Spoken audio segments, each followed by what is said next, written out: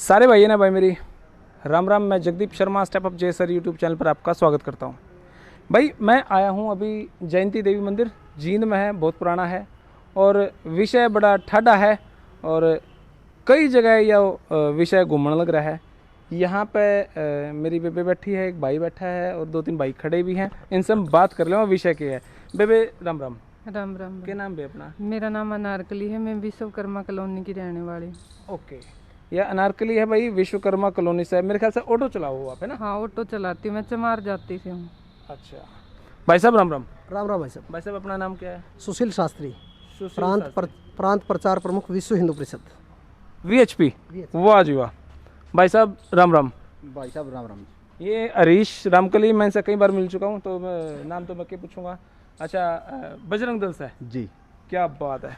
भाई साहब राम राम। राम राम भाई अपना साहब। नाम भाई जी? महावीर बिरोड़ी, अच्छा जी, प्रखंड अखाड़ा प्रमुख जींद। क्या बात है। तो भाई यहाँ पे मेरे तीन भाई एक बेबे आ रही है। विषय घना ही लंबा चौड़ा है, ज़्यादा सा तो नहीं मैंने पता, लेकिन जो भी है सारी बात पूछांगे। एक बात मैं कह दूं, अगर दूसरा पक्ष ने नू हो डाउट कि झूठ बोल रहे हैं तो थारी भी वीडियो बना दूंगा भाई मैं। तो बात शुरू करा। बेबे बात की हुई है यू, इतना कई दिन तक मीडिया में चल रहे हो, मैंने सोचा भाई चलो फिर मैं भी बात करूं भी, जब मीडिया में इतनी बड़ी बात चल रही है तो बात की है भाई। ये 2-2 का मामला है। 2 फरवरी का? हाँ जी। इसे साल की? हाँ जी। अच्छा भाई। तो उन लोगों ने मेरी इज्जत पे कीचड़ उछाला, गलत किना ने उछाला? असलम ने उछाला। ये बोला कि हमारे पास वीडियो है इसकी, ये हमने गलत काम करती हुई देखी। तो मैं गली में जाकर उनको ये बात पूछने गई थी कि भी आपने मैं गलत कहाँ देखी इस बात की, मैंने सबूत दे। असलम, प्रमोद, सलीम, ये भारत है गली में से मैंने अंदर अपहरण करके ले गए। एक मिनट, मतलब जो ये असलम वगैरह जो नाम लो हो, इन्होंने आपके करेक्टर पे बात उठाई और उन्होंने कहा हमारे तो वीडियो है। हाँ हाँ हाँ जी, ऐसा कुछ उन्होंने कहा? हाँ जी। अच्छा, फिर आप उनके घर गए? घर नहीं गई मैं, बाहर गली में अच्छा, पूछा था। उनके घर के आगे गए? हाँ, घर के आगे। अच्छा, तो मैंने इस बारे में पूछा, वो मैंने यह बात बोली थी कि भी आपकी बहू बेटी ने कोई यह बात बोल रहा है। तो उन्होंने मेरे को अंदर खींच लिया कि मारो डेढ़नी, चमारी, गिंडड़ी, ये शब्द उनने बोले। यह बात नु है, मतलब उन्होंने इन तय नु कहा कि भाई इसकी वीडियो मारे दो रहा है। और ये जब कहन गई प्रैक्टिकली भाई थारे अगर माँ बहन के ऊपर नु कव है और फिर रिएक्शन में पकड़ के हाथ अंदर भी खींचर गंदी गालियां देवर, इस टाइप के जो जाति सूचक शब्द हैं वे कव हैं और फिर अंदर खींचे हैं। कितनी मतलब फिल्मी स्टोरी बन गई, कितना लिच्चड़पना, कितना घटियापना। ये सारे मुस्लिम है जी, जो मुसलमान है ये सारे। तो भाई देखो, मैं मुस्लिमों के फेवर में कितनी बार वीडियो बनाऊं, इस बारे में मुस्लिम कितने भाई साथ आऊँगे या सोचने की बात है। आके जितनी पिछली बार वीडियो बनाई मैंने उनमें ज़्यादा रिस्पांस नहीं लगा कि भाई मैं खुल कर सामने आए। अभी या तीसरे टॉपिक पे वीडियो है, इस टॉपिक पे कितने मुस्लिम कहेंगे कि वो गलत हैं अगर ऐसा ही मामला है तो? अच्छा भाई, मतलब आप हाथ पकड़ के अंदर खींच लिए उसने? हाथ पकड़ के अंदर घसीट ली, मेरी स्त्री लज्जा भंग की। मैंने किसी तरह अपनी जान बचा के उनकी बाथरूम में घुस कर 10 कैनों पे 10 बार कॉल किया। मतलब उन्हें के बाथरूम में घुस गया? हाँ, उनके बाथरूम। आप कॉल डिटेल कढ़वा सकते हो अगर 10 91 जो पुलिस और महिला हेल्पलाइन है, उस पे मैंने 10 बार कॉल की। फिर उठाया फोन उन्होंने उठाया, 2-3 बार उठाया। मैंने ये बोला कि ये मेरे को मार देंगे तभी आओगे क्या आप? फिर एक राइडर वाला आया। एक क्या था पुलिसिया? एक राइडर वाला, एक होमगार्ड वाला। वो अच्छा। गेट के बाहर खड़े खड़े देख दे रहे, जिस तरह पब्लिक तमाशा देखा इस तरह राइडर वाला देख रहा था। अच्छा। मैंने चीख चीख कर अंदर ये बोला कि आप वर्दी किस नाम की पहन रहे हो, किसी की हिफाजत नहीं कर सकते। उसने कुछ नहीं, मतलब अंदर जाकर उसकी पावर तो थी मेरे को छुटाने की, उसने ऐसा कुछ नहीं कराया। फिर उसके बाद इंचार्ज आया, इंचार्ज ने मेरे को वहाँ से निकाल लिया। मेरा मतलब 2 पुलिस के बाद एक इंचार्ज आया, चौकी इंचार्ज। फिर बाथरूम में तो आप निकले? बाथरूम में से तो निकाल ली थी, उनने निकाल ली थी। मैं अच्छा, मुसलमानों ने अंदर थे तो। अच्छा। तो फिर उसके बाद इंचार्ज आया, क्यों मैं 10 के आणवा पर बार फिर उन्होंने मेरा मोबाइल खोस लिया था इंचार्ज के आने से पहले। पुलिस वाले ने खोसा कि नहीं, जो जिनके घर थे? प्रमोद है उसने मेरा मोबाइल खोस लिया। अच्छा। मोबाइल खोसने के बाद मैंने इंचार्ज तब बोला भी इन्होंने मेरा मोबाइल खोस लिया, उसने मेरे तब मोबाइल दुआया, फिर वहाँ से निकाल लिया। फिर मैं घर गई, ये राधा बुलाई ऑटो वाली, ये मैंने मेडिकल में लेकर गई। उसका चाचा फिर मेरे घर पे आया, उसने बोला कि मैंने बोला किसका चाचा? असलम का चाचा। अच्छा, आपके घर आया फिर वो? शमशेर मेरे घर आया। अच्छा। तो उसने मेरे को धमकी दी, मैंने बोला दरखास्त दूंगी। वो बोले भी दरखास्त देने की जरूरत नहीं, चुपचाप घर बैठ दे, तेरे लड़का ना उठवा देंगे, तन्ना मरवा देंगे, ये धमकियाँ दे गई। मैंने इंचार्ज से यह बात बोली कि भी आप मेरे सामने कैमरा लग रहा है, आप उसकी फुटेज निकलवा लो, अगर मैं झूठ बोल दी ये मेरे घर आया था या ना आया था। तो इंचार्ज ने कोई मेरी बात पर तो सुनवाई नहीं करी। फिर उसके बाद मैं रोहतक 4 दिन में 1091 पर कॉल करूँ हूँ, मैं 4 दिन एडमिट रहूँ हूँ। मैंने रोहतक रेफर किया जा, फिर मेरे ऊपर मुकदमा दर्ज हुआ है। 9:06 पे इंचार्ज ने मेरे तक मैंने फ़ोन आया, उसका भी आपका रुका लिया 9:06 पे। 3 तारीख ने मेरा रुका जा, फिर 4 तारीख ने मेरे ऊपर मुकदमा दर्ज हो जाए है। 2 लेडीजा का मामला बना दिया जिसमें के सारे मौजूद थे जिनके मैंने नाम दे रखे। फिर उसके बाद रोहतक रेफर किया गया। रोहतक से फिर 4 दिन में वहाँ एडमिट रही। मेरे ऊपर मुकदमा दर्ज है, नाजायज़ मुकदमा दर्ज कर रखा है। अभी तक मेरी कोई कार्रवाई नहीं। फिर ये बजरंग दल वाले भाई मिले, मैं ना उम्मीद होगी थी भी मैंने कहीं से इंसाफ नहीं मिलेगा। एक मिनट भाई, घर में पकड़ के खिंची या पिट्टी छेती, अब शब्द वे जाति सूचक शब्द कहे, बाथरूम में रह कर कुंडी लाके ने 1091 फ़ोन करा, पुलिस बुलाई और इनके ऊपर ही वापस मुकदमा दर्ज करा दिया। और जबकि जिनका ये नाम ले घर पर आकर धमकी भी देगा और इनके ऊपर केस है। कमाल हो गया कमाल। भाई साहब राम राम। राम राम भाई साहब। विश्व हिंदू परिषद से आप? जी। विश्व हिंदू परिषद क्या कार्रवाई कर रही है, कितना सपोर्ट करा है जी आपने इनको? ये मामला विश्व हिंदू परिषद को 18 मार्च को पता चला। हमारे 2 फरवरी की बात 18 को पता चली। 18 मार्च को पता चला जी। उससे पूर्व भी ये बहन SHO DSP SP ऑफिस के चक्कर काट चुकी थी, तो इसको कोई न्याय नहीं मिला। इसकी एप्लीकेशन फाड़ दी जाती थी, इसके साथ कोई सुनवाई नहीं, इसके साथ गलत व्यवहार की बातें हमारे सामने आई।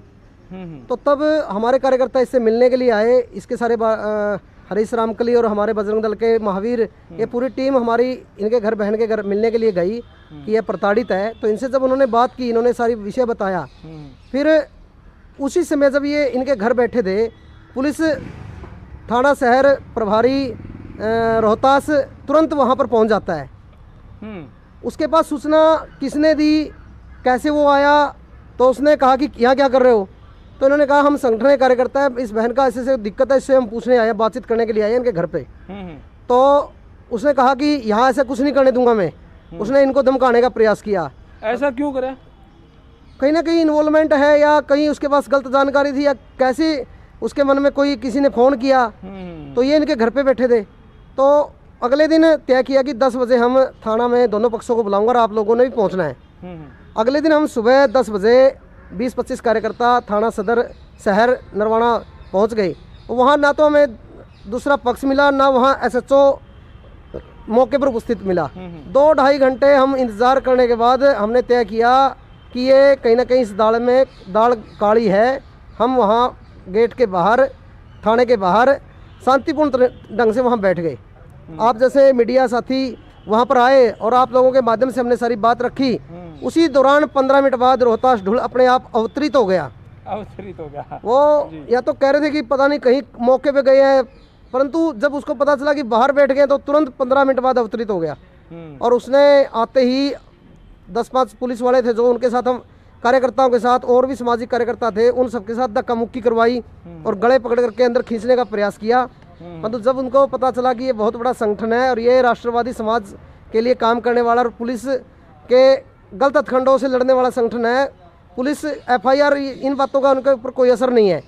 तो जब उसको पता चली सारी बात का, तो उसने अपने कक्ष में जो थाना प्रभारी का कक्ष था वहाँ बैठा करके बात की। मौके पर DSP धर्मवीर पहुँच गए, उनसे बातचीत की। धर्मवीर ने भी हमारे सामने ही इस बहन को धमकाने का प्रयास किया। इसकी बात न सुनकर के उन्होंने गोल मटोल बात की ये तो ऐसे है वैसे है, ये चल रहा है मामला, ये तो गलत वो है, बिना कोई जांच किए बिना कोई वो किए इसका रुका आता है हॉस्पिटल से, परंतु मुकदमा दर्ज भी इसी के खिलाफ होता है। ये बड़ा गहन विषय है। फिर हमने 22 तारीख को तय हुआ कि 22 तारीख को दोनों पक्षों को मैं बुला करके आप लोगों की मीटिंग करूंगा, परंतु कोरोना का उसमें शुरुआत हो चुकी थी देश के अंदर, तो 22 तारीख को धारा 144 लग गई। धर्मवीर की जगह कप्तान डीएसपी आए और उन्होंने कहा कि अभी 30 मार्च तक धारा 144 लगी हुई है प्रदेश के अंदर, तो धारा 144 होने के कारण से इसको मैं 30 तारीख के बाद हम इस विषय में बात करेंगे। संयोगवश 23 तारीख को माननीय प्रधानमंत्री जी ने पूरे देश के अंदर लॉकडाउन लागू कर दिया जी। तो फिर हम सब ने भी तय किया कि जब लॉकडाउन खुलेगा तभी इस विषय पे चर्चा करेंगे। पहले देश है, हम देश के लिए काम करेंगे। देश में ये जो महामारी है इससे कैसे लड़ा जाए, लोगों की कैसे सहयोग सहायता की जाए, हमने तुरंत बैठ करके उसकी योजना बनाई और हम जहाँ जहाँ हम बैठे थे, जहाँ जहाँ हम जिस स्थान पे थे, हमने सेवा के काम शुरू कर दिए। परंतु इसी बीच में हमें पता चला कि रोहतास ढूल ने बहन को बीच में लॉकडाउन चला हुआ था, उसको अकेली को बुलाया एक अज्ञात स्थान पर, और वहाँ पर 2-3 और लोग थे। रोहतास ढुल जी ने इनको बुलाया? हाँ, इनको बुलाया। ये अकेली न जा करके इसके साथ एक ऑटो चालक राधा है, उस बहन को साथ लेकर चली गई। अच्छा। तो वहाँ रोहतास ढुल ने जो बातें इसके साथ की, उन्होंने इसको धमकाने का, मुकदमा इस मामले में समझौता करने का बहुत ज़्यादा दबाव डाला और आंखें दिखाने की कोशिश की। इसने हमारे को इस बात को बताया।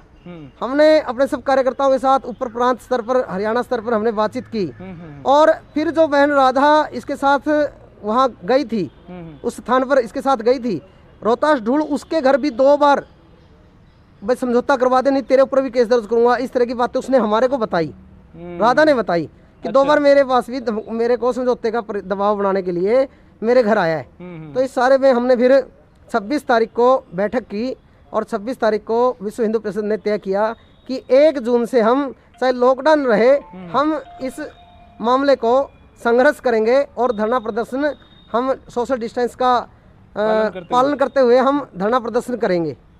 और हमारी सब तैयारियां पूरी हो चुकी थी। कल प्रशासन जागा और प्रशासन ने, एसएसपी साहब, डीआईजी साहब ने सीआईडी के माध्यम से हमारे को कहा कि डीआईजी साहब आपसे बातचीत करना चाहते हैं, और डीआईजी साहब ने आज हमारे से बातचीत की।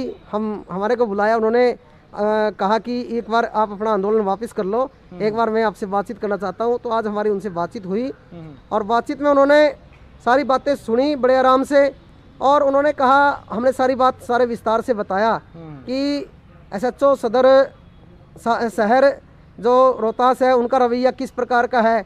इस सारे प्रकरण का आईओ है, जो मूल जड़ है, वो आईओ बहुत ज़्यादा उसने किस प्रकार जातियाँ की, और उन्होंने कहा फिर डीएसपी धर्मवीर को हम देते हैं। हमने कहा कि हमें भी उन पर विश्वास नहीं है, उनकी भी कहीं ना कहीं मिली भक्ति इस सारे प्रकरण में दिखाई देती है। तो उन्होंने कहा फिर मैं इस सारे प्रकरण का जांच के लिए डीएसपी पुष्पा खत्री जी को उन्होंने नियुक्त कर दिया, और उन्होंने कहा कि मैं इस सारे प्रकरण का दूध का दूध और पानी का पानी करवाऊंगा। आप मेरे पर बात हुई है, आज हमारी उनसे भेंट हुई है। तो उनके कहने से हमने अपना आंदोलन ये वापस लिया है, और हम उनका इस जांच का इंतजार करेंगे, और जांच जब तक नहीं होगी तब तक हम आंदोलन नहीं करेंगे।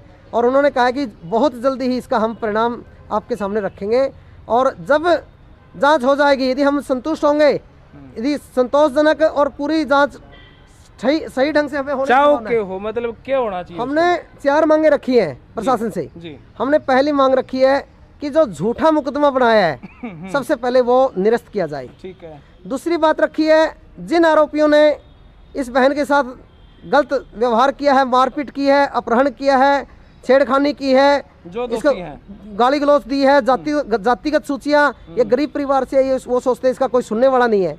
इसके परिवार में वृद्ध माता पिता है, एक छोटा बच्चा है, इसका कोई रखवाला नहीं है, परंतु बजरंग दल ने इसको आश्वासन दिया है कि हम तो तेरा हम सम्मान करेंगे और सम्मान वापस लाएंगे।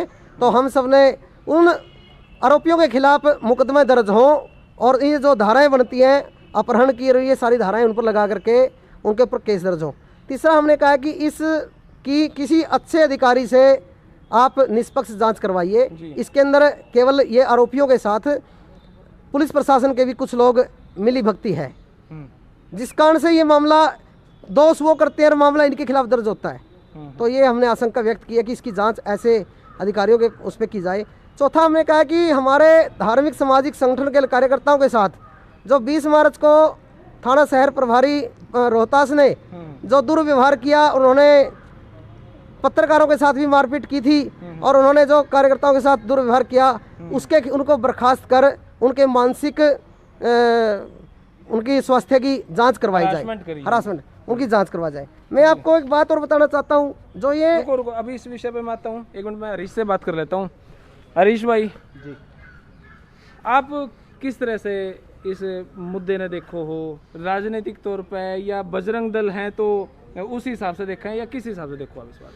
देखिए जगदीप भाई, जो बजरंग दल का कार्य है वो हिंदुओं की रक्षा, हिंदू धर्म को सशक्त करना, हिंदू संस्कृति की रक्षा करना का ही कार्य है।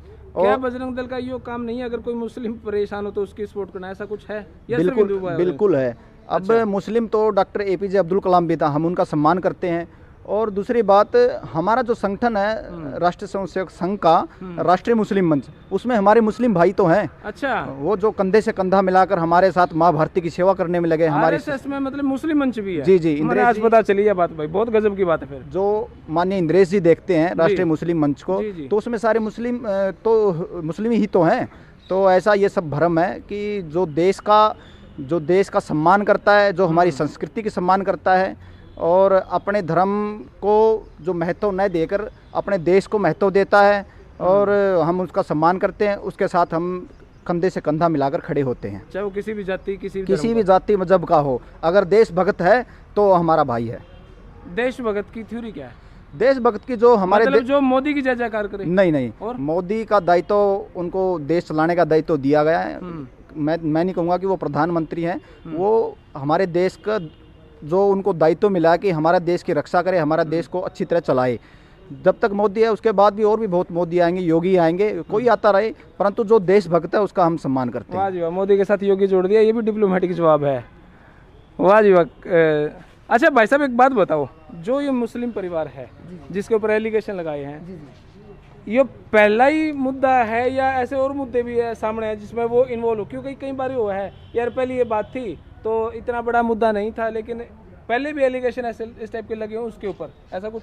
इससे पूर्व करीब 1 साल पहले एक ईश्वर नाम का इसी बहन की बिरादरी का भाई, दलित समाज से, वो भी विश्वकर्मा कॉलोनी का रहने वाला है, उसको खंबे से बांधकर उसके ऊपर चोरी का झूठा आरोप लगा करके उसको खंबे से मारकर बहुत ज़्यादा पीटा गया था, कुल्हाड़ी से छीला गया था। और उसके मैं आपको उस दौरान के जो अखबार की कटिंग है मैं आपको दिखाना चाहता हूँ। यही लोग थे, यही भाई थे, जिन्होंने इस बहन के साथ दुर्व्यवहार किया, इसके साथ मारपीट की। उस ईश्वर के न्याय के लिए जब समाज खड़ा हुआ, उसके मित्र बंधु खड़े हुए, तो उसका जो केस था वो भी पुलिस को वापस लेना पड़ा था और उल्टा केस इन्हीं के ऊपर हुआ। मतलब इसी के ऊपर केस कर दिया जो पिटा? जी। अच्छा, फिर जब आप संगठन इकट्ठा हुआ तब वो बात वापस हुई? वो वापस भी हुआ और इनके खिलाफ वो केस आज भी चल रहा है।